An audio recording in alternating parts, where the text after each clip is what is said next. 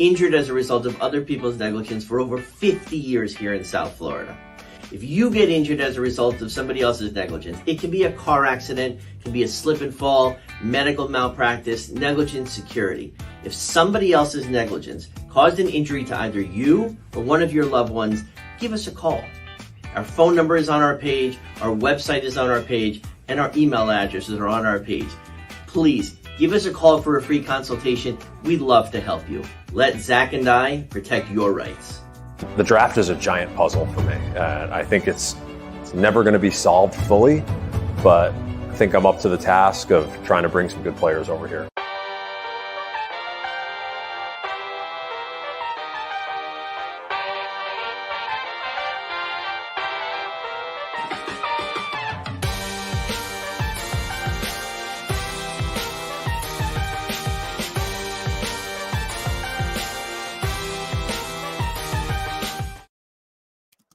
Hello and welcome to the best night of the year, one of our favorite nights, the third annual Fish on First MLB Draft stream. As you can see, we have a packed house for you guys watching tonight. As always, we are presented by Burger and Hicks. You can check them out at Burger and Hicks, Instagram, their telephone number, everything. We'll have it down below. Quickly, let me introduce everyone before we get to the breaking news pick that just came out from the Nationals. I'm your host, Danny Rodriguez. We have Ken Barrad, Eli Sussman, Isaac Azut, Alex Carver, Alex Krutchik, Louis Adeowise, Nate Karsmer. We have joining us Sean McCormick. We might have Ian Smith joining us later. And all the way in Arlington at the draft, we have Hector Rodriguez, who will be joining us later with the pick from the Marlins. But first, let's talk about the pick that just happened.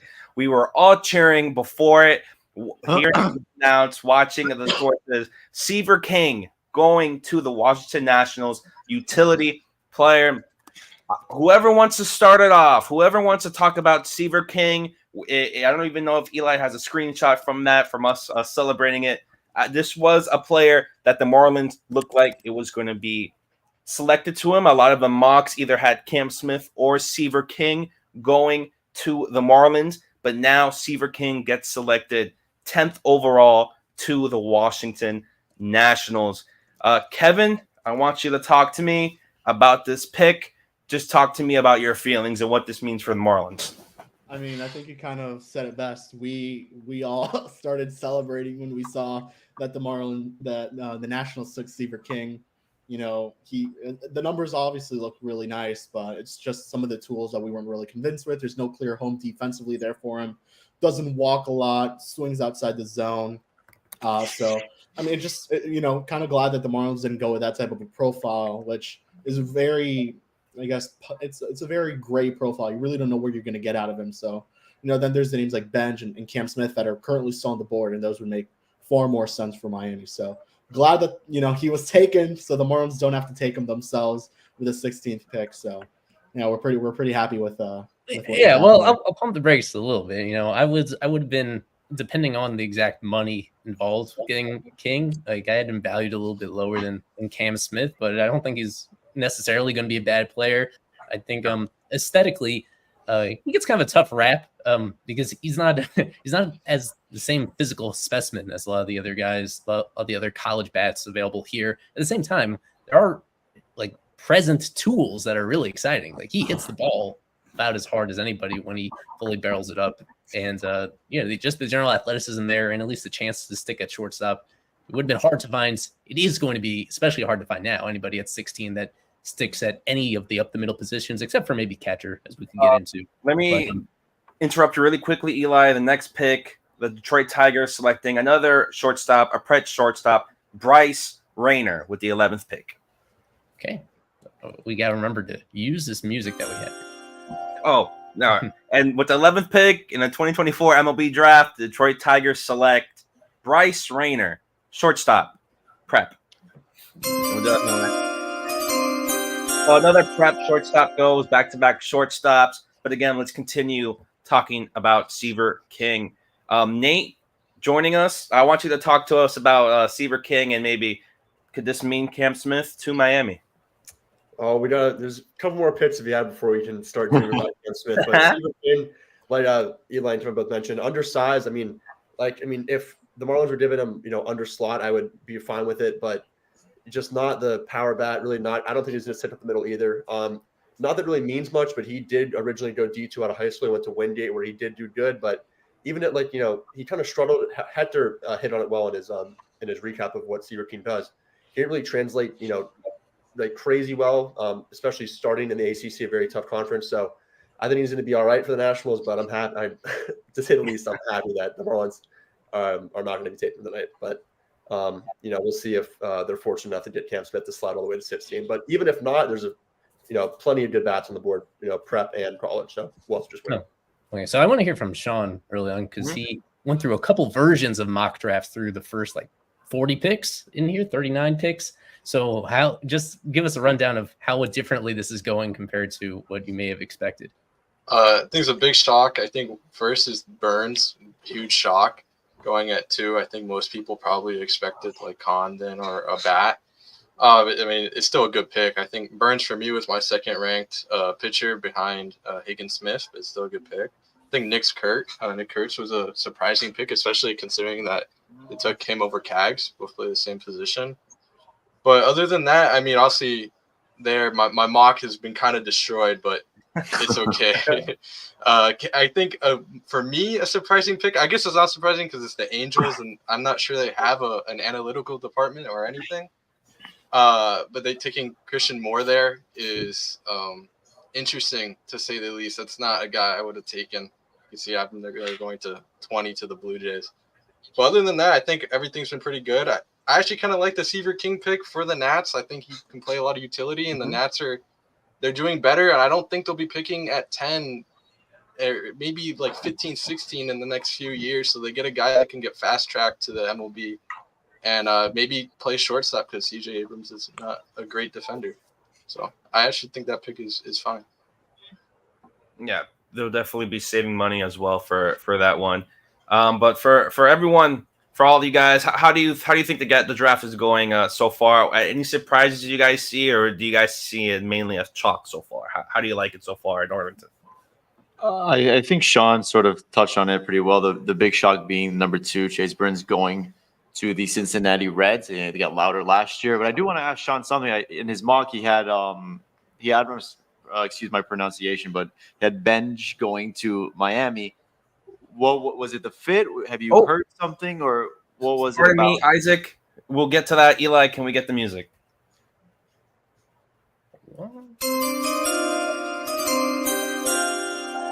All right, in the 12th pick in the 2024 MLB Draft, the Boston Red Sox select Braden Montgomery. Outfield. Oh, finally. Yeah, he fell. That's a great pick. Yeah, that's a good pick. But yeah, with the Marlins selecting Benj, your thoughts on that? For me, Benj is just a guy I'm really high on personally. I think you look at his data, it's a top of all of baseball. He's actually the number 1 ranked college bat in terms of exit velocity. He doesn't chase a lot. He has great in-zone contact rates. And he's probably a guy that we could either slot or underslot. I don't know if there's any merit to behind that, if the Marlins are interested in him, but it's just a guy I personally was pretty high on, and that's who I would take if he's available. I would take him over Cam Smith. I know that might not be a popular opinion, but I also just think his defensive versatility in the outfield will be better than Cam Smith's ability to play third too. I agree. I don't know. I agree with you on the bat. The bat, I definitely agree, and it's a lefty hitter, so you like that. This is by far, I think, a better bat right now than Cam Smith, but I don't know about defensive versatility. I watched film of him in center field, and it doesn't look that good, so I think it's a corner guy. Yeah, he is. I think he's a corner guy, though. You can put him in right field. He's a plus arm. He is coming off of Tommy John, but he doesn't have experience of being on the mound, so he has an arm. Yeah. I don't know. I guess you could say defensively they're maybe on par, but I like his bat more, so I would take him. I like the bat. I like for the bat. Yeah, I definitely agree. Yeah, exactly. Yeah, lefty bat that advanced is very good. So I like this guy's bat over Smith, but overall athleticism plus the injury history, like you said, I don't know who has like higher ceiling, but I do like the bat more with Benj. I think the outfielder definitely has the higher ceiling. Cam's, it's like James Nelson type. I don't like him that much. James Nelson. That's not a name. Wow. Damn.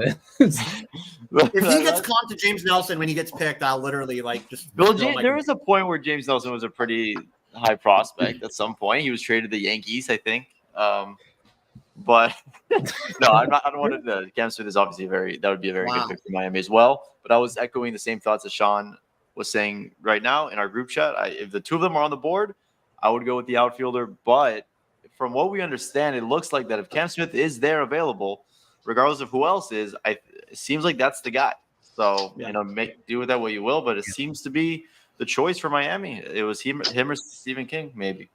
And, either pick would be, in my opinion, pretty good. Smith or Benj. I mean, they both have their certain things, and you can't go wrong with either or. I mean, it would. So at this point, we've talked. Sorry, Kevin. We talked about how they could not screw it up by picking either one of these guys. Because it's the Marlins, we have to talk about this. How could they screw this up? What could they do to screw it up at this point? If they take a pitcher, I think not a single one of us in this panel will be very happy. That screenshot when the pick comes in will be a lot of mad reactions. Here we go. I will say I think it is a very, very deep and good high school pitching class, but yeah, we definitely shouldn't allocate our first round pick to a pitcher considering what our farm looks like. Yeah, guys like Cam Committee, William Schmidt are some of the top pitchers left. You also have Trey Yesovich that Carver mentioned. So it's really top heavy in terms of college. Really quickly, I want to acknowledge this guy on Twitter who follows us, Marlins GPO. He has been replying to every FOF tweet the last couple of days by saying Christian Moore. And I'm sorry to inform you if you have not already learned, he has been drafted. He's off the board. He went to the Angels at number 8. He is not an option for them anymore. I am sorry. To answer your question, Carver, you want to know how they can screw this one up? If I hear the name Tommy White at 16, I'm going to be very upset. That is the guy. Yes, sir. Yeah. Oh man. Yeah. I mean, be cheap. Don't knock on this guy. We don't know him. It would be cheap. It would be maybe. That profile is excuse me, pardon, guys. Eli, can we get the music? Hold on. I think Kevin will like this one. Okay. With the 13th pick in the 2024 MLB Draft, the San Francisco Giants select James Tibbs, outfielder of the state. Wow, good pick. Damn, that would have been nice. He seems to be falling a little bit. Yeah, he's I nice. mean, if he fell to Miami, that would have been a slam dunk pick right there. But ACC Player of the Year. I mean, I believe he was on Hector's board as well. I believe he's the number 3 player on the board. So definitely that could have fell to Miami. And yeah. They're really trying to snap that streak of no 30 homer seasons since Barry Bonds because he's a power first guy, right? Mm-hmm. I think he hits for a bunch of power. They say deep bat first, defense second. So, 55 power, 60 hit. It's just run is 40, field 50. So really, all his value is with his bat, 100%. But the bat is pretty impressive. It's pretty tantalizing. Another left-handed bat, not huge, 6 foot, 200 pounds, but. He was someone that I liked if he fell, but it wasn't like Hector told us unlikely that he would fall. And now with that pick, I mean, one of Honeycutt, Waldschmidt, Cam Smith, and Benj will be on the board for Miami. So, I mean, it looks like they're going to have they'll have their choice of which style they want. If you know how else they can screw this up, if they pick Honeycutt. Exactly. Thank you. I'm glad that you mentioned it because Tommy White and then Honeycutt would be the 2 guys in that order that I would not want in this case. Okay. Now, at the request of several commenters, I think we should wait to announce picks until Manfred is actually walking to the stage instead of there. Yeah, because several people are saying that they don't want. ESPN is a little bit behind MLB Network, so yeah. This is the read. They come here to watch the draft. You don't have to watch it on MLB or ESPN. Watch it with us, and we'll give you exclusive picks that you won't have to see over there, and you can already hear all the analysis of that pick. Let's get a press box report with Hector. Unless you want to listen to Harold Reynolds talk about nonsense, I'd recommend staying here. Talk about Brandon Phillips. We want Hector. Let's bring him in. Yeah, but we can hear a little bit. I want to hear about Hector. Exclusive press box report. Yeah. But yeah, for anybody that is not aware, we do have on-site coverage for the first time ever from Major League Baseball draft in Hector Rodriguez. So you can follow him at Hector_baseball if you aren't ready for his updates throughout the night. We do remind people that so this stream is going to be just about an hour until 9 p.m., but there are going to be 2 other Marlins picks tonight, even after 16, at number 55 overall and number 70 overall in the second round, and then competitive balance round B. And I think, Carver, you'll be live on Spaces for that, correct? Yeah, plan to go live like probably just after the second pick is made to react to that and then lead into the CB pick, the competitive balance round pick. Let's see if we can bring in Hector, see if he's there with us. If not, Hector, are you there? What's up, guys? How can you hear me? Oh, we hear the music, but we hear you talk to us. How are the vibes? How's everything? The venue today is just great. Wait, hold on. Manfred's actually going to make the pick. Let me hold on 1 second. It's a Giants one, right? Yeah. Yeah.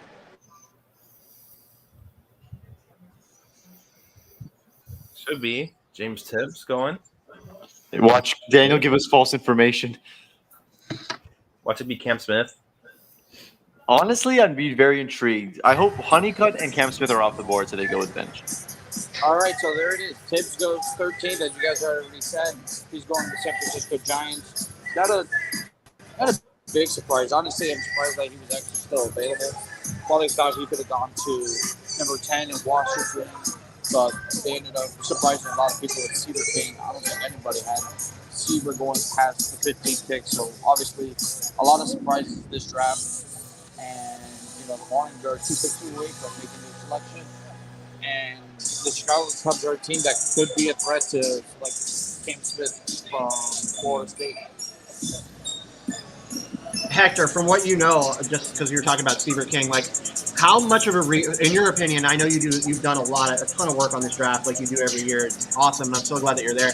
But it's so well deserved that you should be. You're the guy that should be there for the first time for this outlet, and I'm glad that you're there. But anyways, I wanted to ask about that pick. How much of a reach is that for the Nationals to pick Seaver King there, who you don't know if he's going to stick at shortstop? It's not really a bat-heavy guy. How much of a reach is that? Oh,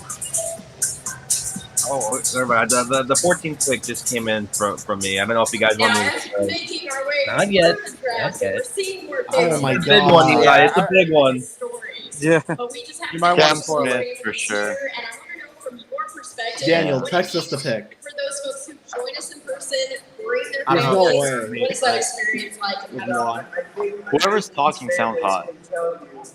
All right, what's the chat saying? What are the comments? The one name gets Do the drafted. comments want to hear the The pick? entire He said family say it. Someone's saying say it, yeah. 14th pick, the Cubs select Cam Smith. Oh my God! A young man that has known adversity. Now what?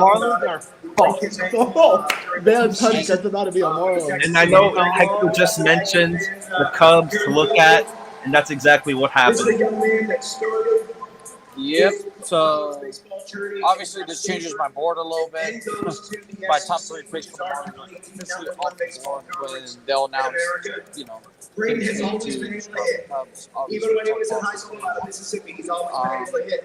But I think there what he are showcased social this college year options. in his time with the Aggies was he added some pop, and he added some power.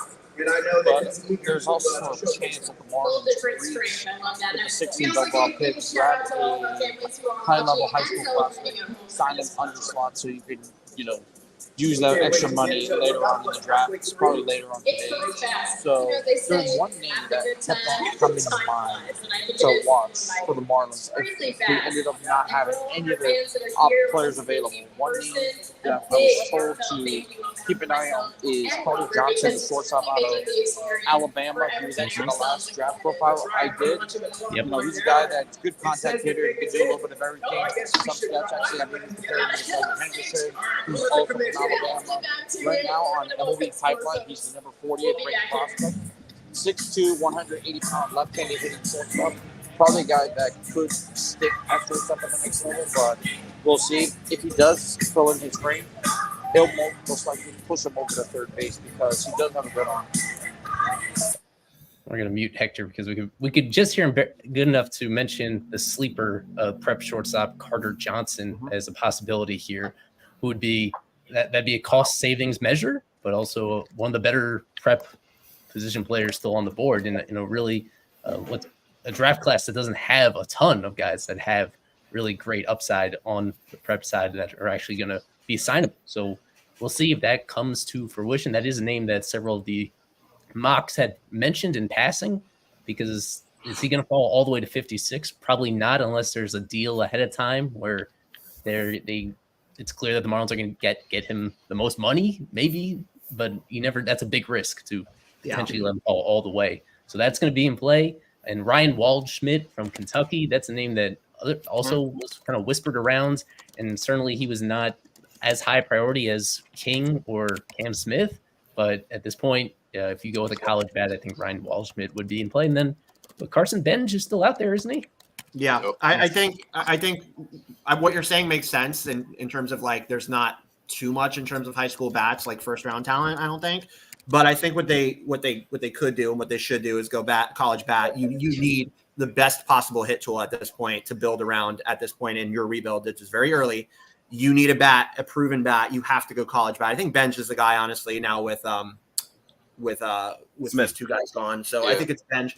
And then maybe you undercut high school in the second round. Obviously, you always overpay for high school, but maybe if you undercut, get a third rounder in the second round, you can give them a little less money and you're fine. So I think that's the route that they should go. Yeah, the Mariners. I think the best case here is to go college bat and then take shortstop, second round high school shortstop. And you look at the history of the Rays and also the Mariners with Frankie Pellerin. It's a lot of high school shortstop history in the past recent years in the first and second round. So I think that's in my opinion, that's what they should do. So it looks like the Marlins are on the clock. Per my source, the Mariners have just made their selection. Okay. Nothing to worry about for the Marlins. They select right-handed and left-handed pitcher Durangelo Clemente from Mississippi State. Yeah. Would have been a fun guy to cover, but one less pitcher for the Marlins to be able to select. So here we go. College. So the next time you hear from me will be for the Marlins pick. Yeah. So I thought that guy was for sure a Ray. So based on the guys left on the board, I think we want to do a prediction time now. Of who we think the pick is actually going to be. We have our little background here that you can see. Good. We can do that individually. Versus draft. Yeah. So, and also in the chat, we courtesy of Loud Miami fan, we have recent Marlins early round picks, Kemp Alderman and Jacob Berry, autograph cards from the LMF massive collection. And so you guys, you can put in the chat your prediction for who the Marlins are going to get right here. And the first 2 people that get it right, once they reveal the pick, we will send you your choice of Alderman or Berry, these great cards from LMF. So, now that we know who's still left on the board of these remaining picks, we could just go one by one about who we think. I'm nervous. All right. The number 16 overall. Let me just get the prediction time background music that we always use during our series preview. Shut up, Isaac. 50K strikeout rate. 50% strikeout rate. All right. So get that music going. Little prediction time. I'll start things off. Why not? I'll start things off. No inside source. I don't have anything for this. I'm going to go with Carson Benj, outfielder from Oklahoma State. I think they're going to go in that route with their selection. Kevin? I unfortunately think that the Marlins will be taking Carter Johnson with their pick, kind of what was mentioned by Sean and Carver. Rays and Mariners really love taking those high school players. Isaac?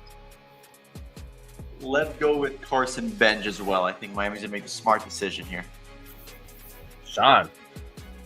I'm going Carson Benj here, someone I've been banging the table for a while now, so I hope they take him.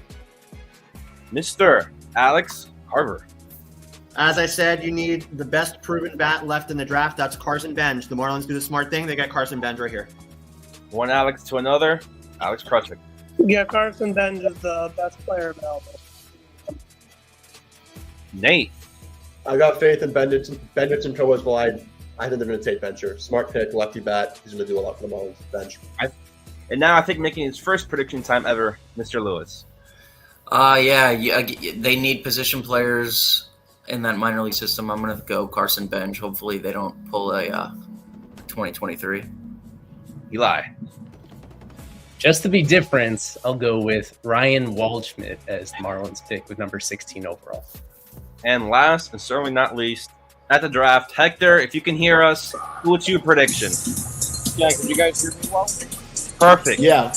Okay, so for me, I'm going to stick with what I heard. They're going to go high school guy. I think it's going to be Carter Johnson. They've done a couple of other names to look at. I have seen a couple of names. Cash Mayfield, who's a left-handed pitcher, I highly doubt that. Wyatt Sanford from shortstop out of Texas. Theo Gillian, infielder from Texas. Or PJ Morlando, an outfielder from South Carolina. Morlando's actually a kid that I did a profile on a while ago. Big upside here. Big time tools. Actually, the number 1 rated high school player for the perfect game. So that Hector, could be, I'm going to stop you for 2 seconds. Eli, can we get the music? Well, what's the situation? This would give the best reaction possible. Me saying this, I feel like it is the best reaction that we will get. Or maybe the worst. Say it. All right. Gotta wait for the music. Oh, hold on. So the pick is in. Number 16 overall, Daniel Rodriguez.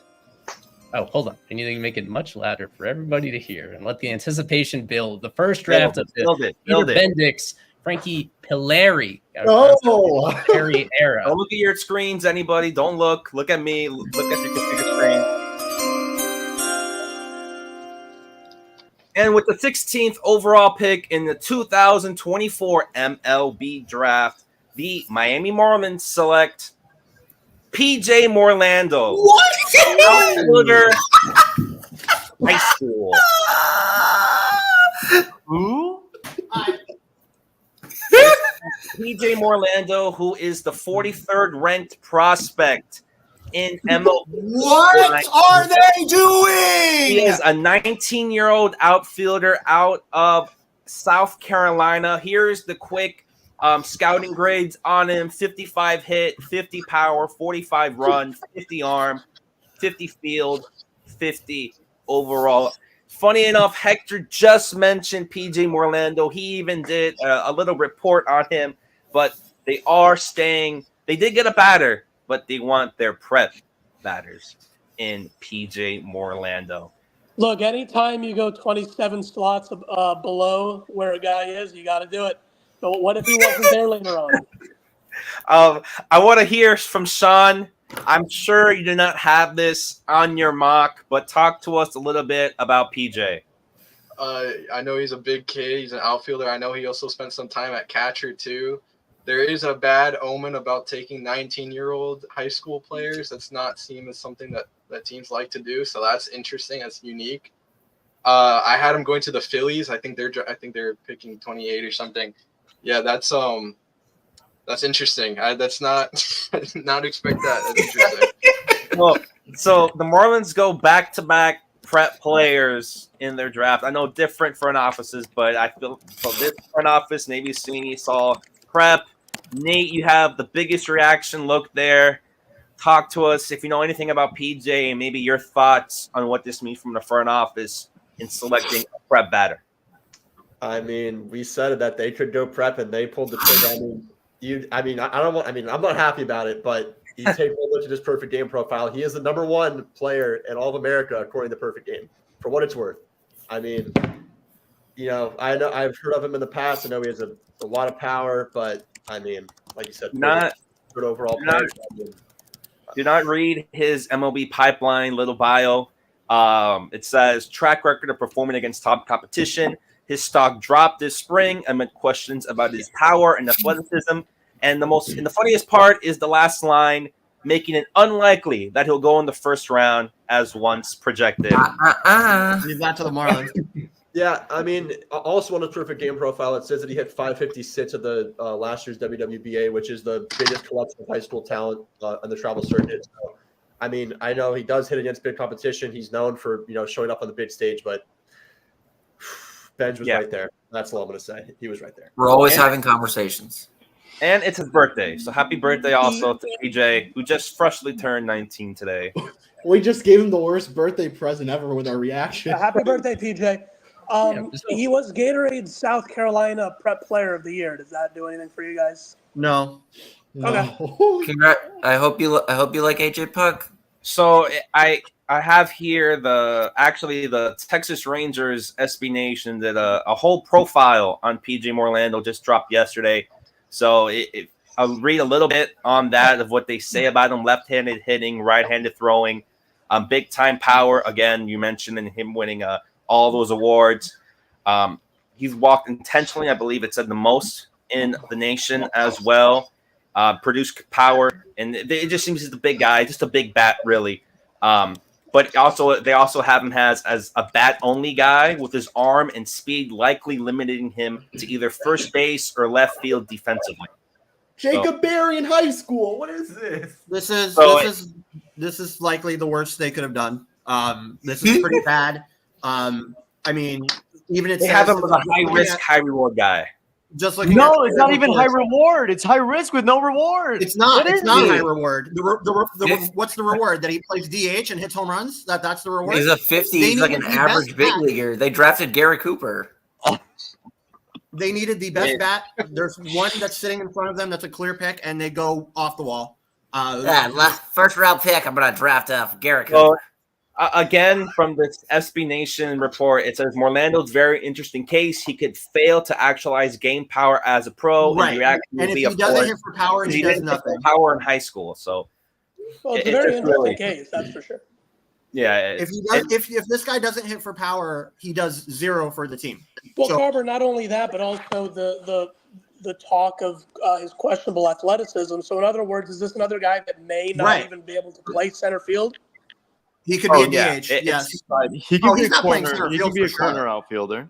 Yeah. Corner guy or DH. First base. They drafted Caucasian Jesus Sanchez. Look, you know the Isaac, I want to. The old baseball adage: you can never have too many left fielders.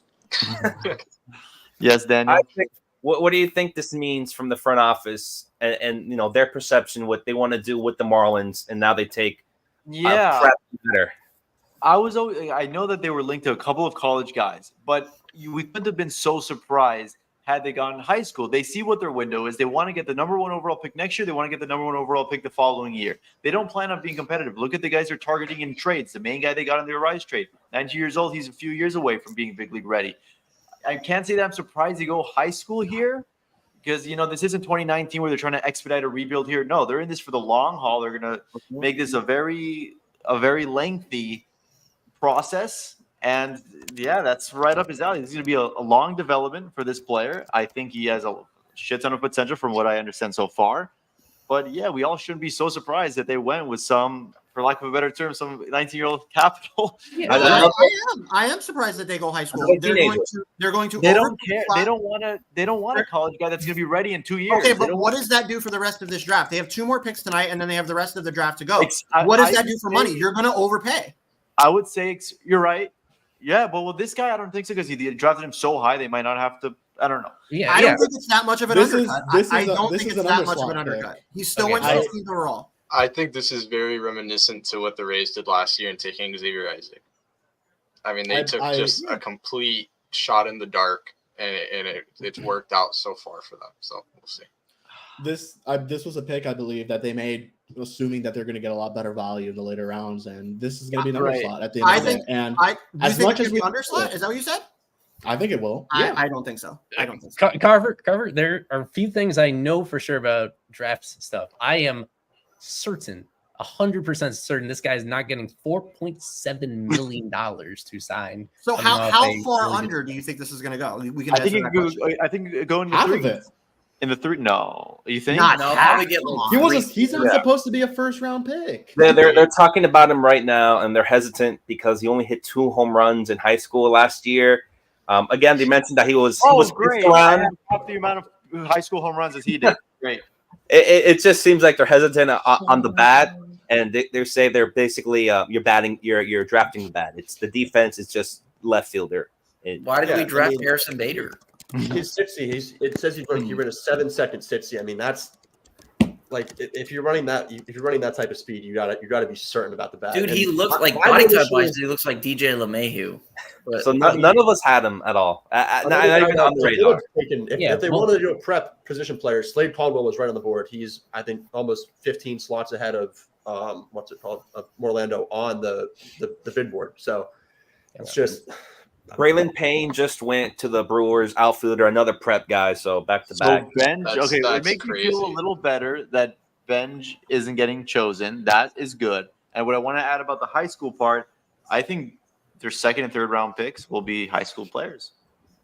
Okay, so now I want to pause here just because Hector on site in that wherever the draft is taking place, took the video of the moment where PJ Morlando became a Marlin. So in case anybody wasn't watching live and you want to hear what it was like inside the building for this historic moment, here it is, Commissioner. Pick of the 2024 MLB Draft, the Miami Marlins select PJ Morlando, an outfielder from Somerville High School, Somerville, South Carolina.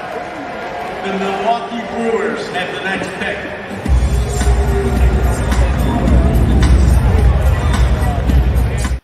The one Who can is they that find? lady shaking her boobs? No, it's not even that. She's wearing the old logo. Is that a plant? Is that a plant? She had Vidal Brujan's bucket hat on too. I mean, come on. As you can see in front of Hector, the Cespedes Barbecue Boys with a big grin. So I do want to state just more eloquently, this is a reason why following the subsequent picks of the draft are important. And especially, this is like the classic example of first round draft pick is not going to tell the whole story of this Marlins draft class. Absolutely. They made a decision here in mind with other guys that they're going to be picking later on in this draft. They are reminded, I think this is a guy that even Hector mentions early on in the draft process as somebody that could be in the range of the Marlins. And as we've discussed, his stock plummeted just in the last few months. Could it be a case where the industry is overreacting to somebody that's had a few bad months as a teenager, despite his stock being so high not that long ago? Maybe, but I think it is a calculation, is an understanding that they have $10.5 million and you can actually spend, they'll be right around $11 million the Marlins can spend on their picks in the first 10 rounds without incurring future penalties on this.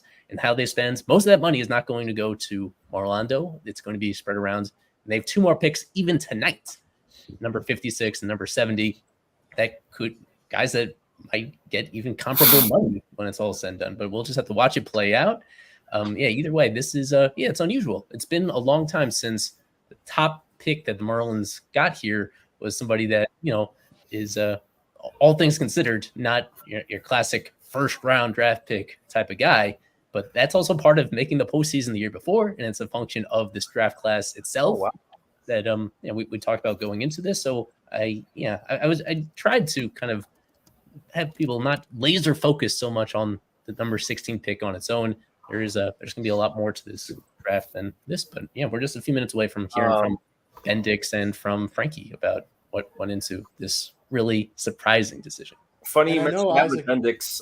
Sorry, Kevin. I'm just gonna the 18th pick. The Rays go with Theo Gillen, another prep guy, shortstop, outfielder. So it seems like most teams are on a run with the prep players right now. And that's kind of what I wanted to kind of touch on, because I know Isaac mentioned maybe the next two pick are high school. I mean, you're kind of starting to see a little run of high school players here that may probably not, those are probably guys who could have gone in that comp round or even the second round. So maybe you do see a college bat here, with that Marlins next pick, maybe even a pitcher, which it wouldn't surprise me at all. I know there's been talks of even a potential pitcher going with one of those other two picks of high school guys. So we'll see. I mean, they're definitely doing this pick for a reason, because they definitely feel like there's a guy that's out there in that second round of the draft that they feel very high that will fall to them, and they probably even have a deal in place already. Yeah. With the last two picks, the Brewers, when taking Braylon Payne, right now he's ranked, I believe, the 53rd total prospect in pipeline, and Theo Gillen 28th. So it seems like a lot of guys, they're, I don't want to say overdrafting, but just drafting these prep hitters who are really ranked lower and maybe saving up for later on in the draft. Carver, how do you like this approach for the Marlins? Going younger, going a very young prep hitter, and seeing what this can mean for the rest of the draft. No, it's terrible. This is a terrible approach for this team to take. It's like I said, they needed to get the best, most polished bat to build around. And like Isaac said, this guy may not ever turn into very much at all. It's one tool, it's power, it's pull only power. And right now it's raw power, not game power. So it's very interesting. I don't think it's a smart pick. I think it's a bad decision. But hey, time will tell. And honestly, what Eli says is right, is that the draft is about more than one pick. Mm-hmm.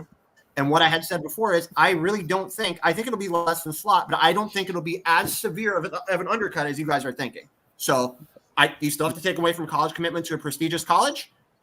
So I really don't think it's going to be that much less than slot value. Slightly less, yes, but I don't think it's going to be that much less. Yeah. When we were reacting to the Noble pick last year, the thinking was, wow, this is going to be way under slot as well. And it was like $500,000 below. So in this case, this is even a more extreme version than that, where the separation between actual prospect evaluation versus draft slot is. So I think it's going to be at least $1 million under slot. But that's just, I didn't do a ton of homework on this at this stage.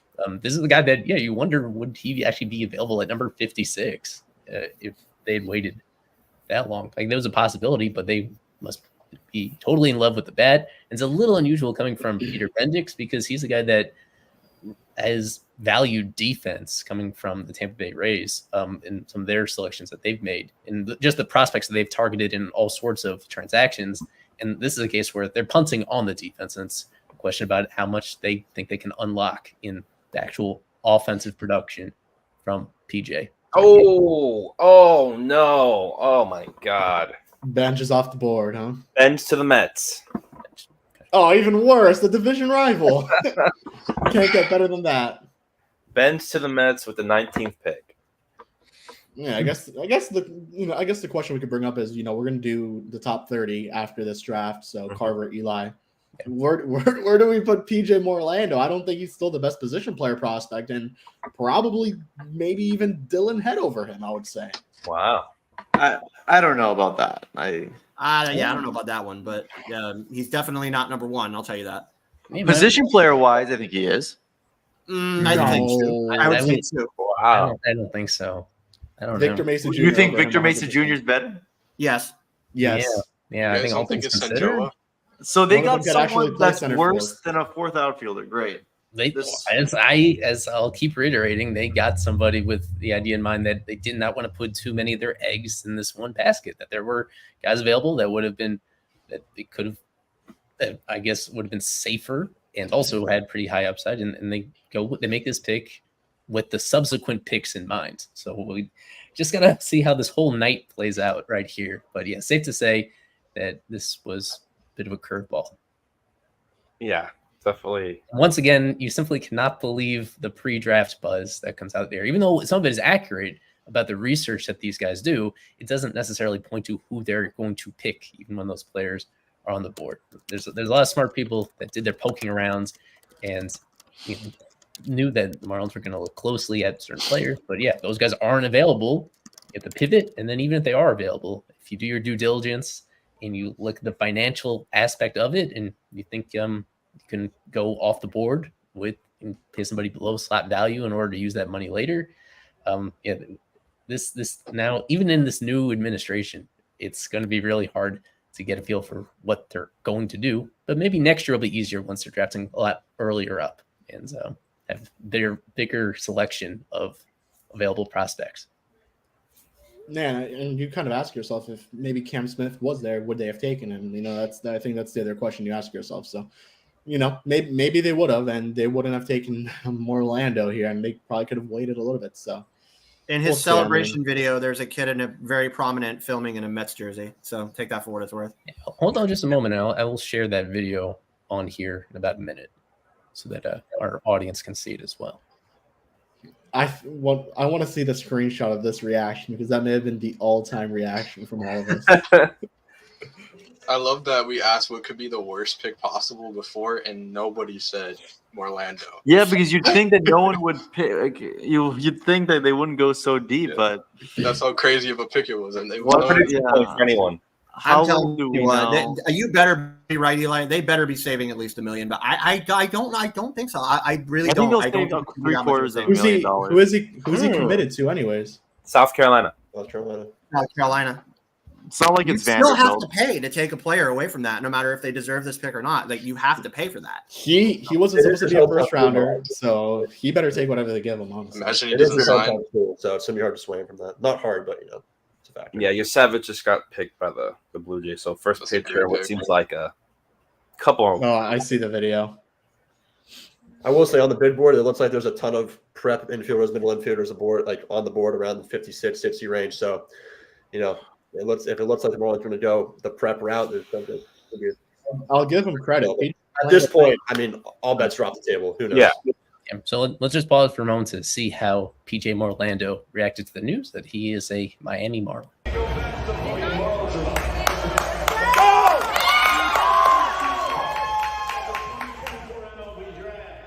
Miami Marlins select PJ.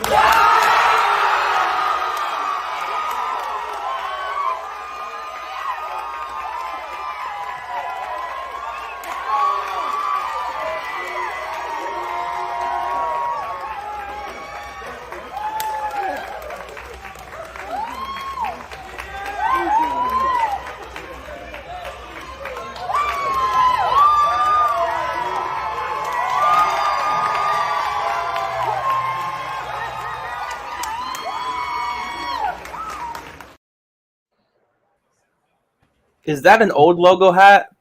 We couldn't really tell from It looks like an old logo hat. It had like a World Series patch. Yeah, that was not sure which one. Good for him. He looks pretty jacked. I mean, he looks pretty tall. So yeah. PJ said he's a big bat, big boy. Hey, but so did Kemp Alderman and Brock Vredenberg. So I think I don't want to keep talking badly, but I think the one thing or another main thing, it's bat only, right? But the fact that, like you said, with the home runs last year, he only hit 2, and then it's only pull, it's so pull heavy. There's just a long way up for this kid, but we'll see. Yeah, I want to hear from Lewis about what you think about the pick going prep bat, where everyone it seemed like college bat. What do you think the philosophy for the for everything they say, no pun intended, but if I had to hypothesize, I'm maybe part of me is thinking Bendix looking back at prior first round drafts that the Marlins have had, and a lot of their successes have been hitting on high school guys, Yelich, Garrett, Stanton. So maybe the thinking is all right, well, this organization has had success with prep players in the past. Why don't we kind of just go that route that way? If we think that this rebuild is going to be a while, it's going to be at least 3, 4, 5 years before this guy even sniffs potentially being in the big leagues. But then again, when you see that it's somebody with a future 50 value is an average big leaguer, that's fine. But I don't know how I feel about saving slot money to then reallocate it to somebody who's ranked lower on a draft board, especially when it's somebody who is largely positionless and, as Carver said, possesses one primary tool. By the way, bench to the Mets. Oh no, we said that already, but you're good. So that's maybe how I feel. I think maybe the Marlins are just reverting to what they kind of have done in years past and trying to hit on that same formula again after maybe failing with somebody like Blade and now going the high school route again. it also gives them the opportunity to really develop this guy how they want. And that's also probably a reason why they made this pick. And it's a guy kind of like what Isaac was saying. This is the type of players they're going to target now during the draft. And surprisingly, they're probably going to do the same exact thing at the trade deadline when they bring these other new guys. We saw what they got for Arise. We saw what they got in that John Birdie trade. So definitely different type of players that, you know, very, very young players is what they want. Yeah. Well, I brought Hector in just in case he wants to give his quick reaction to it. I'll try to unmute him and see if he can hear us. But we have Hector. Yeah. How well can you hear me? You're gonna have to talk a little louder. We can barely hear you. How about now? Oh, a lot better. Yeah. Okay. Yeah, I just got to hold the microphone. But yeah, what was your question? Your quick reaction to this surprising decision with Morlando. So, I mean, Morlando was floated as a possibility, but I kind of brushed it off. I thought, what's really going to happen? I thought he'd be taken in a competitive balance or a compensation round pick. because at the end of the day, the hit tool is there, and I think there is more left in the tank.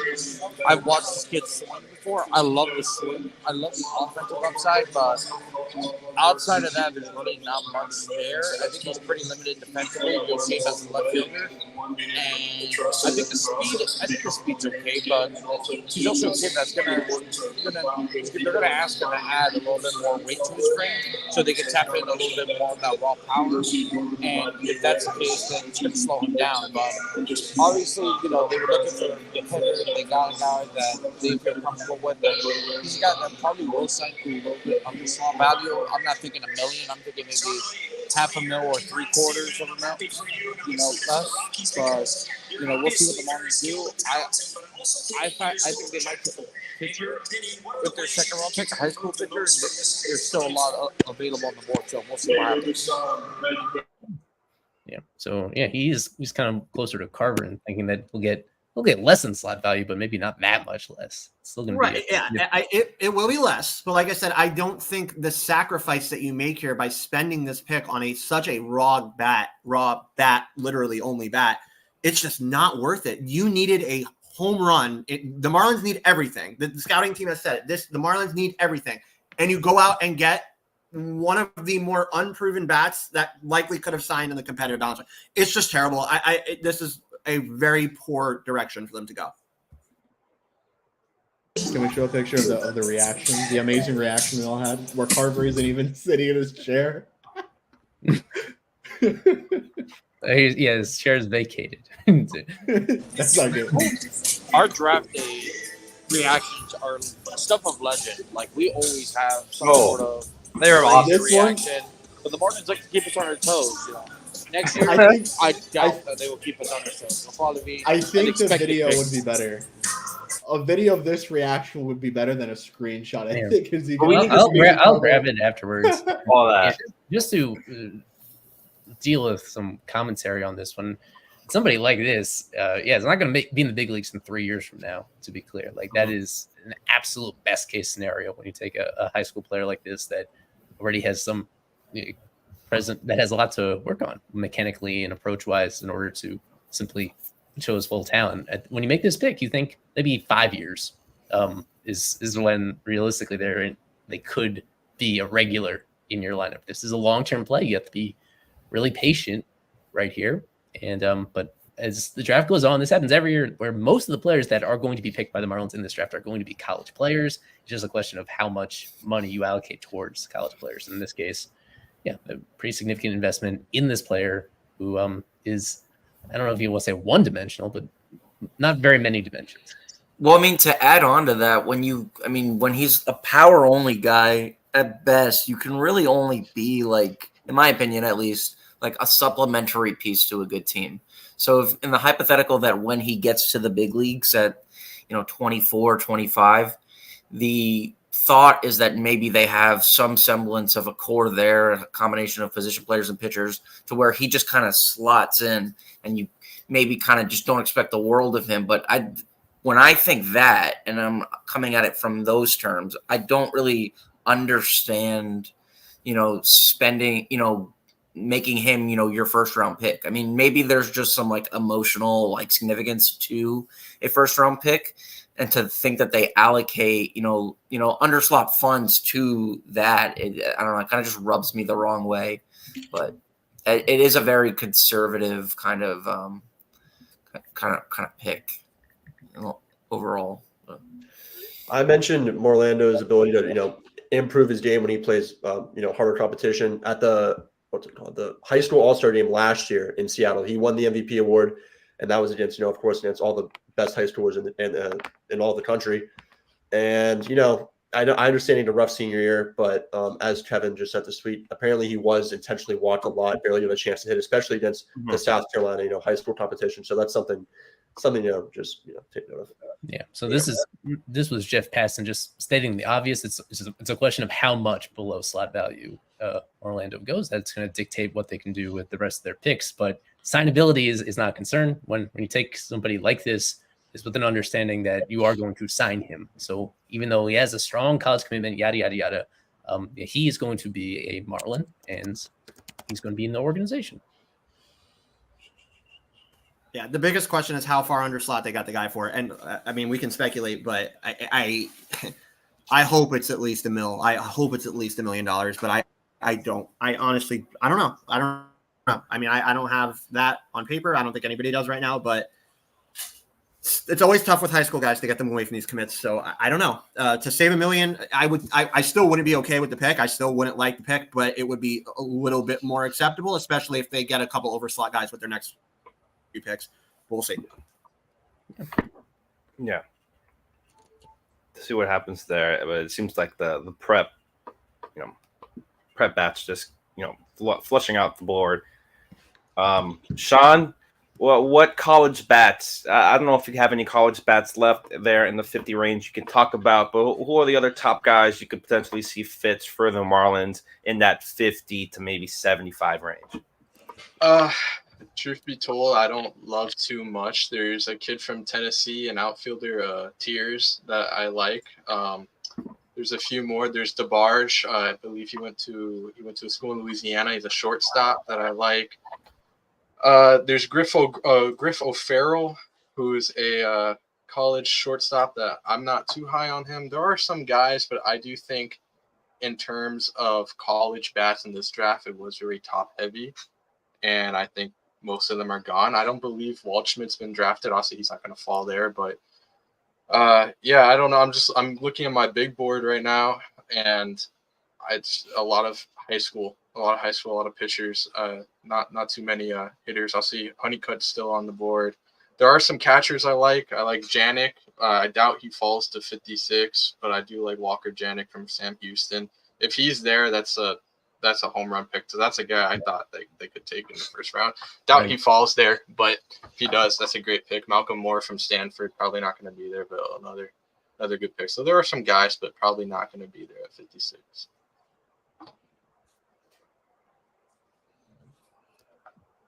Yeah, so we should wrap this up pretty soon because we're about to hear from the decision makers themselves, and we'll be sure to provide a full summary of what exactly Bendix and Pilari were thinking, and what they plan to do from here.